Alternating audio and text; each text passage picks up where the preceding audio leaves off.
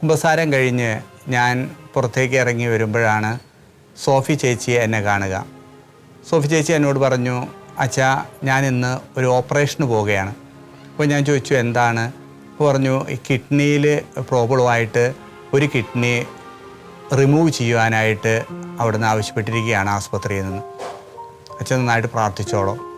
ഞാൻ സോഫി ചേച്ചിയുടെ തലയിൽ കൈവച്ച് പ്രാർത്ഥിച്ചിട്ട് ഞാൻ ഈ സോഫി ചേച്ചിയോട് പറഞ്ഞു, കുഴപ്പമൊന്നും ഉണ്ടാവില്ല, എല്ലാം ദൈവത്തിനായിട്ട് വിട്ടുകൊടുക്കുക.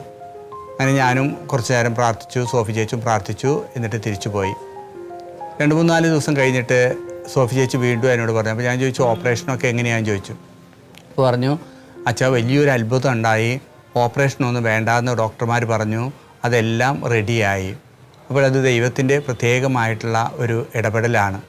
അപ്പോൾ ഞാൻ സോഫി ചേച്ചിയോട് പറഞ്ഞു, മാർ തോമാസ് ലീഹായുടെ പ്രത്യേക അനുഗ്രഹം ഉണ്ടായിട്ടുണ്ടാവും, തോമാസ് ലീഹ പ്രത്യേകമായിട്ട് അതിടപെട്ട് അതെല്ലാം സുഖമാക്കിയെന്ന്.